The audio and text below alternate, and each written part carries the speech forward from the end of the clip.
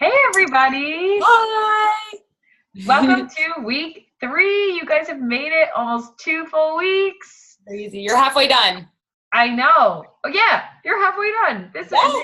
actually only have one more week of the really hard stuff. Yeah.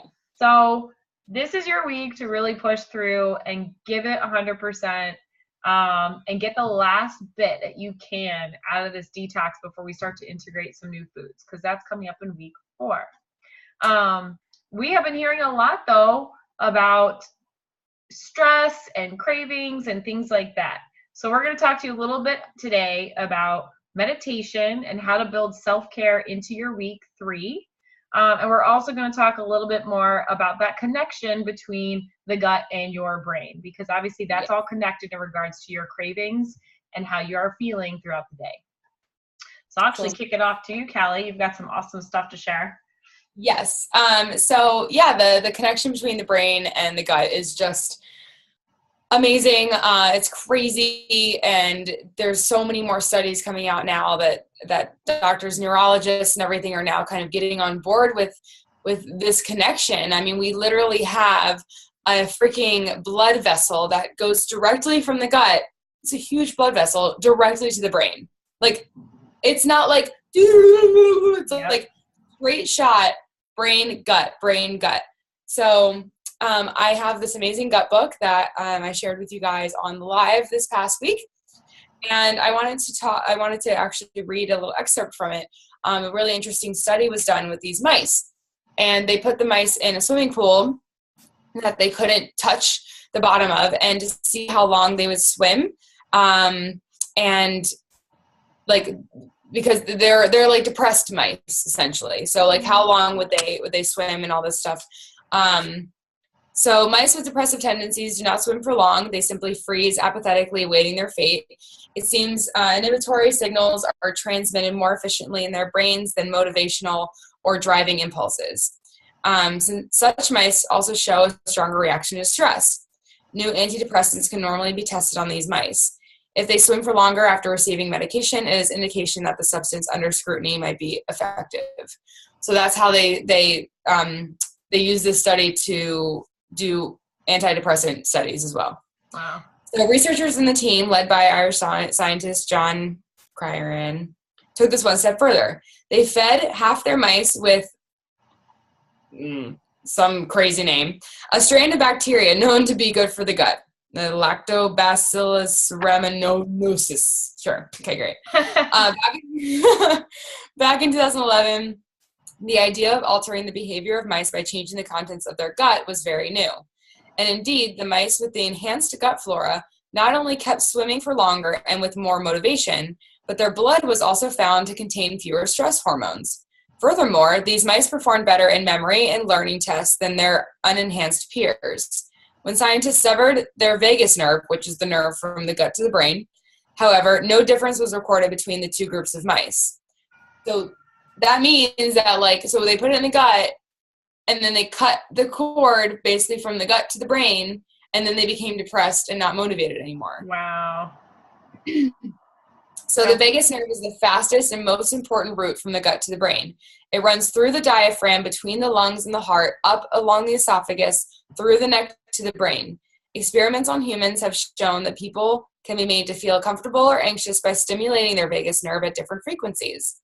In 2010, the European Union approved a medical treatment that uses stimulation of the vagus nerve to help patients suffering from depressive disorders. So, this nerve works something like a telephone connection to the switchboard at a company's headquarters, transferring messages from staff out in the field. So essentially,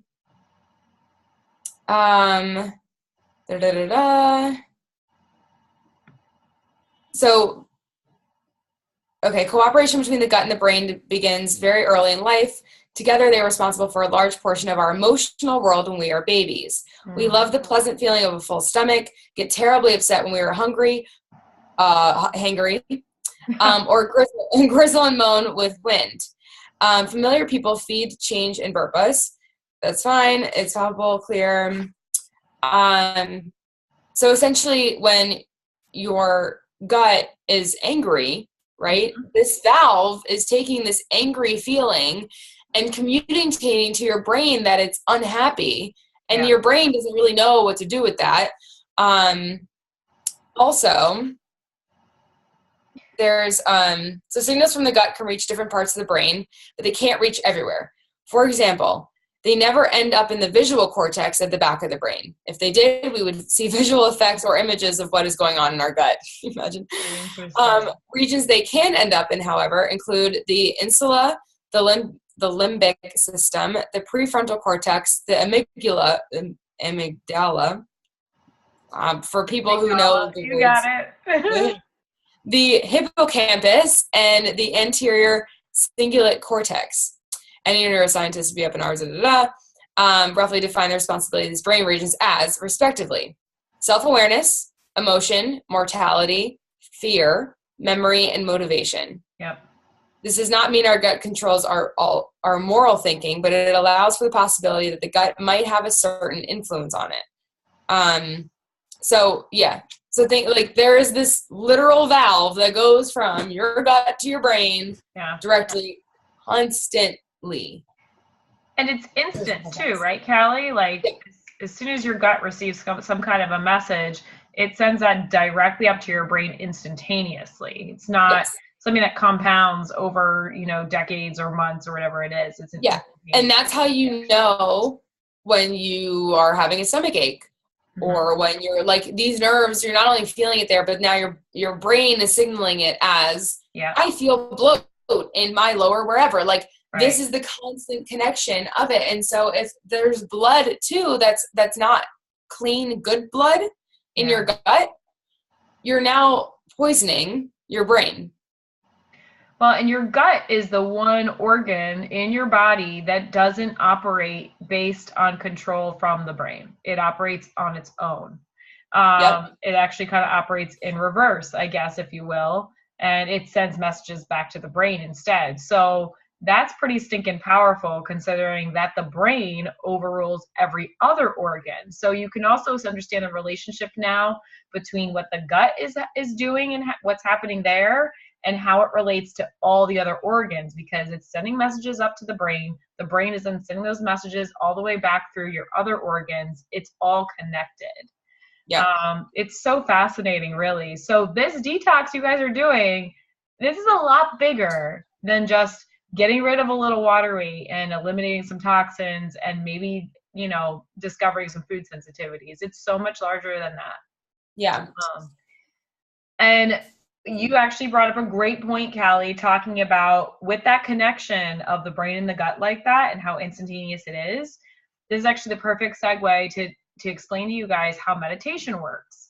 So there is proven science that when people meditate for something as short as 5 to 10 minutes a day, there is an instantaneous relaxation response that starts in the brain, and then that carries down that nervous channel all the way to your gut. So for example, if you're really nervous, say you have a presentation to give for work or something like that, whatever, makes you kind of that sick to your stomach kind of nervous feeling. And once you're over it and once it's done, it's like, oh my God, I got to run to the bathroom, that kind of thing. Okay. That is your gut under stress and receiving those signals of stress from your brain. And basically it shuts off all of its energy that's going to the gut, and it puts it all towards your brain, your mental clarity, your heart, keeping your blood pressure as stable as possible, all that stuff, so that it can get you through that stressful situation. And I know we've talked about this before, but basically your food, whatever you've got in there, it's running right through you. It's not being absorbed. Your gut's not doing its job because energy is being reserved for everything else in your body to get you through that stressful situation. So and that goes the opposite way too, where when you digest your food and your gut starts working, that the blood it restricts from your brain. And so then that's why you get tired when you've had this big massive meal and you're so bloated. Like that's why, because your blood is now needed because it's a direct connection. That's so true. Yeah. So it's like, it's about really finding like that yin and yang balance, right? Yeah. Instead, so that both things are functioning optimally and there's kind of this nice cyclical behavior that's going on. So it is true. Whatever you feed your gut, feeds your brain. Whatever you feed your brain feeds your gut. So this week, feeding your brain is really going to be about practicing self-care, eliminating as much stress as possible, and addressing stress in healthful ways so that your nervous system is as calm as it can be, so that you got energy and you've got, everything is calm and working the way that it should to digest all your food efficiently, process your nutrients effectively, keep those energy stores up in your body evenly where they need to be. And then you don't get any weird stomach upsets and stuff like that too. Also, your small intestines work best in a peaceful environment. So if you just had like your lunch or meal or whatever at work and you have a stressful deadline, it's gonna be really hard for your small intestines to take that food and start breaking it down, because it works best in a peaceful situation. So to the point of, okay, obviously you're going to be at work. You're not going to be like, now you can't just whip out, a book and put your feet up and, drink some tea. But there is ways that work. Like you can, once you start learning the meditation techniques, like learning, maybe it's like a nice essential oil that you need to smell to just like relax your mind. Or maybe it's taking 2 minutes away, and going to find, like some people have like a call room or whatever, like going to, or maybe you go back to your car or something and you do a 2-minute meditation, like learning how to just zap yourself into a peaceful mode. And like, this is something I really need to, I have a stressed gut. I don't necessarily have candida or anything, but, I need to, and with my ADD and everything, like I'm always stressed about 267 million. Yeah. My brain is like all over the place all the time. So really learning how to calm that energy and everything. So I'm really looking forward to this week, to really focus on that myself. So your intestines work best in a peaceful environment. Yes. So and it really is. It's about it doesn't have to be these big drastic things. Yes, sure. You can go and get a massage if that's your thing, or if you have the time to do it. In fact, if you do have the time and you have the money, book it now. But it doesn't have to be that grand. Like true self-care happens at many moments throughout the day and can be totally free. It could be as simple as, you know what? Yes, I've got this deadline. I'm sure I'm going to be here late at night tonight working on it. But you know what? Right now, I need 5 minutes to take a walk around the block and smell some fresh air and just clear my head. Because that 5 minutes is going to do so much more for you and your entire body than pushing through that deadline for that 5 minutes well. Yes. So like make many moments like that. If you need to start your day off, even if it's waking up a half an hour earlier, start with some yoga. Practice if you have a book of passages or anything like that, if it is a religious text, that's totally up to you. It could be maybe start the Bible every day. That rocks. Yeah, it could be something like I have a book that I use called Meditations from the Mat. And it's very much yoga speak, if you will. So, but it's not like you have to be doing yoga in order to receive the benefits of something like that. So find somebody that speaks to you.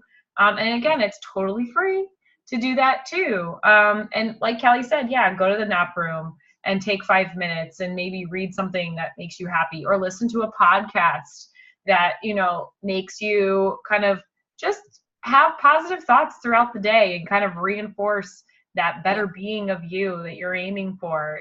Those are all little mini pockets of self-care that can be built in throughout the day. And speaking of throughout the day, so I was just talking to Heather before we jumped on. So Headspace is an amazing app. I also had one of my best friends, her aunt is a psychologist and her husband has been really into meditations. And so my best friend told me about this app called Insight Timer. So INSIGHT Timer. And so Heather and I were just exploring it and it is awesome. Yep. We're already friends on there, so you should jump on there too and become our friend. So many free so many free guided meditations, and you can choose like how long you have, so 0 to 5 minutes and all that stuff, and then 30 plus minutes, all these things, and then you can get help with recovery and healing and sleep and all the things. I So, love that. and then there's courses. We're just looking at, body love for women, free yourself from blame and resentment, building self-belief through mindful action. So these are $5 courses, but they're for 10 days.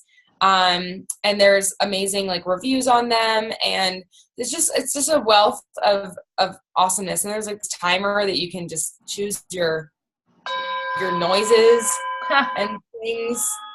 I don't know. I haven't played with this yet, but it just sounds really, it's amazing. So, but this is a great way, like, okay, I only have 0 to 5 minutes. Yeah. Throw on one of these things and just, if you need help, because like, then you'll start knowing how to meditate yourself, how to get yourself into meditation. You don't need a guided one per se, but guided is always nice too, though, because it helps you like not think about. Yeah, especially for beginners. But other things you could do too is if you guys have a little diffuser, where you can put little like water in it or an atomizer or something like that. If you can pick up some essential oils, you literally can run that thing while you sleep. So you could run lavender, you could do peppermint oil. Let's see, there's clove oil, which is like for comfort. So that's another thing that you can do. Even if it's the last thing at the end of the day, there's still a way to kind of sneak it in. Journaling. I'm going to drop a link for something I got on Amazon. And there's, I actually have a little baby diffuser that has a USB cord, and you hook it up to your computer. That's cool. Your laptop or your desktop or whatever. And you can literally diffuse, like, and it's like, while you work. Yeah, while you work. I need to remind me I'm going to post that link in the group. This week for doTERRA and some other brands. They make roller ball, kind of like perfumes, but for essential oils. I bought the lavender one for a lot of my clients before, and it's a huge hit. So that you can, like, in the middle of your day, roll some on your temples or roll some on your wrists or behind your ears, and it's just kind of nice to have that essence of relaxation where no one else is really noticing it, except for you. So there's definitely ways to do this easily. And then, I was telling Heather that one of my self-care regimens is I'm obsessed with finding these natural remedies and stuff for my skin. So I only use coconut oil for my moisturizer. I don't use any cream or anything. It just straight up coconut oil from Trader Joe's. I've noticed the biggest improvement. I used to have, I do kind of have eczema tendency. And also I used to have these really rough patches like on my elbows and everything. And I started cutting out all the stuff with the chemical crap and used coconut oil. And because all these things were like, oh, with coconut oil, with coconut. And it's like all these high-end things. And it's like, why don't you just use the source? Yeah. Why do I need chemicals with my coconut oil? I don't. Yeah. So I've actually heard that you can brush your teeth with coconut oil, and it's kind of like oil pulling, and that's all you need. Yeah. And charcoal. Activated charcoal. Yeah. I do the teeth whitening with activated charcoal. Anyway, so rose water. I use that. Yay! Yeah, this one, right? It's the best. And with the glycerin, it's just a skin healing thing. So I spritz this on my face first thing in the morning. I wake up and I'm like, psh, yeah, that's awesome. And it's like, oh, roses. Yeah, and rose water is actually a really great toner for your skin too. Yeah, it's an amazing toner. And it helps with like hydration and so cleaning. So yeah, also at night, like I'll use it after I wash my face I spray it on a little cotton pad and I just make sure all my makeup's off and stuff like that. But what I use to wash my face is, because you're gonna die. Oh yeah, it's got antiseptic properties and moisturizing properties. Yep, and antibacterial and all the things. And my face clear. Granted, I have like hormonal acne. Is that local, honey, by any chance? No, it's Trader Joe's. Okay, so it can be like any. Local honey's better. But granted, this is cheaper, but it's raw. The important thing is that it's raw honey. So it's like super cloudy. And the best thing is it's actually kind of grainy because it is raw. So there's actually like some grain in there, which works as like an exfoliant. Yeah, so it's going to be so weird. It's like I posted this once and people were like, what on earth? You wash your face with honey? Yeah. And I thought the weirdest thing, one of my girlfriends told me about it, Bianca. And I was like, your face is what? It doesn't make any sense. So I did it. So you just scoop a little honey, water, and you just kind of put it in your hand, wet your face beforehand with warm water. Yeah. Put it in and and there's no stickiness. It's not weird. It takes off all of your makeup. Then I use a little coconut oil after that to get off like the rest of my eye makeup and stuff. Just a little coconut oil works like a charm. Awesome. You know what we used to do with that? We used to take honey and mix it with 1 egg white and a squeeze of lemon juice because all of those have hydration properties and antibacterial properties. And then the collagen that's in the egg white is actually very good for your skin and elasticity too. So that's actually really good. Mix it with that raw honey stuff and you have like the best face mask ever. Hold on, guys. Serum. I see retinol serum. Yeah, that's collagen. Awesome. So I was just also telling Heather, I went to TJ Maxx 2 days ago and was like, wait, so there's amazing, again, there are these like no-name brands that actually like don't upcharge this stuff because they're no-name brands and they're amazing. They're not owned by these massive companies that try and put crap in it. So collagen and retinol daily face serum, I just started doing that and I've noticed a huge difference. With vitamin C toner serum, this is brightening oil, and it has neroli and hyaluronic acid, reduces blemishes by increasing cell turnover and minimizing clogged pores and inflammation. Aloe vera soothes and cools, reducing redness, inflammation. Vitamin C enhances skin elasticity to improve your skin's tone and result in a clarified, healthy complexion. So I like so much of my acne scars have started going away. I've literally used it 3 days. Awesome. And then I got this awesome massage oil. It's a muscle soothing massage oil with rose hip, sweet almond, jasmine, and clementine. And I made Costa use it last night on my poor hamstrings. And then I did some on his lower back because we're doing P90X3 sometimes and whatever. And it was like the best thing ever. That's like, great. And it smells amazing. And it was $6. See? All these things were $5 and $6. And like, so go and they have essential oils. They have they have rose hip oil. They have rose hip spray. They have all the things. And I'm super, super, as you can tell, I'm like super pumped about finding TJ Maxx, like amazing.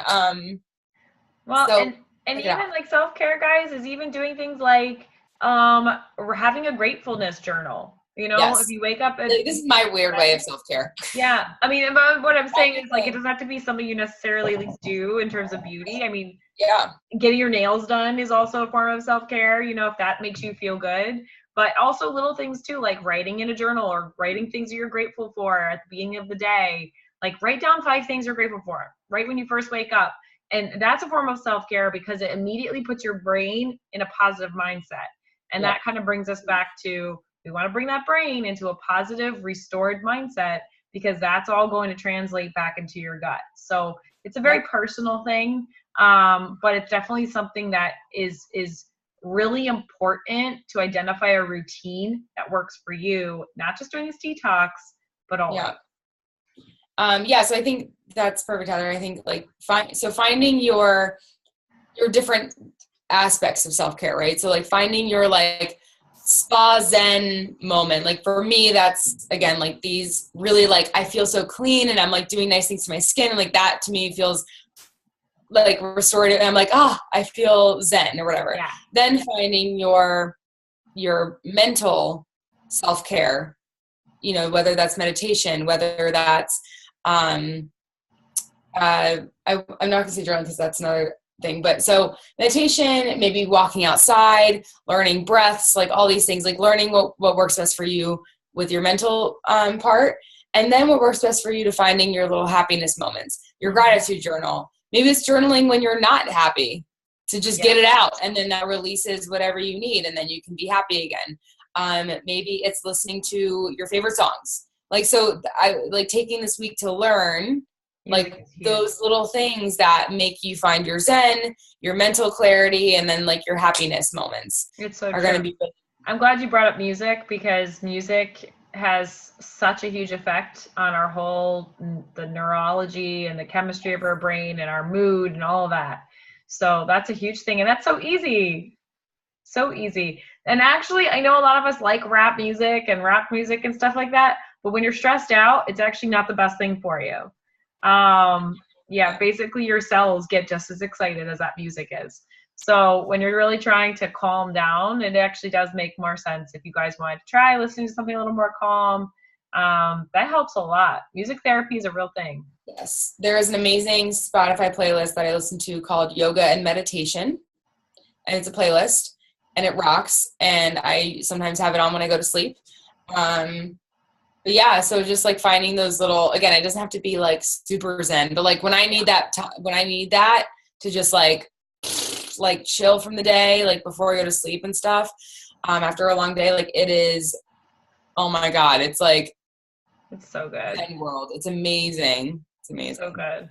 Like, how nice would it be, guys, to have a routine where you start playing a playlist like that, you make your little face mask, you put on your little essential oils, either on your wrist or in your diffuser, and then you crawl into bed with a little meditation. What? You like journal for the day, 3 things you were grateful for during the day. Yes. Like you're like be that person. Like take that Yeah. week, take this week to like be that person. Be like that annoying, like, oh my God, she does everything perfectly. And it's like, whatever. Like, yes, do it. Like be it. And that's one thing I want to challenge myself to be, Yeah. better at that. You deserve it. You deserve it. So we do so much for other people. We do so much for our bosses. Give back to yourselves. It's so much more important than we realize. Yep. So, well, guys, look for your education guide this week. There is no new 101 guide because last week's 101 guide was for both weeks 2 and 3 since we're doing the same thing. But definitely go and take another look at that because it has highlights of the things that we just talked about in regards to how you can practice self-care and detox at home, essential oils and their properties and what they do, all of that. There's some detox drinks and stuff like that we've got links for and recipes for. All that is part and parcel to this. So definitely make sure you look at that, but read your education guide because it goes back through some of the science that we just talked about, as well as kind of gives you a little step-by-step breakdown into how to get into a meditation practice as well. So beyond that, though, we're going to catch you next Wednesday again for a live Q&A. And this is your last full, everything is cut out 100% type of week of this detox. So give it all you got. Post those questions, post those pictures. We're here for you. You got this. Go team. You guys are doing so well. All right. We'll talk to you guys soon.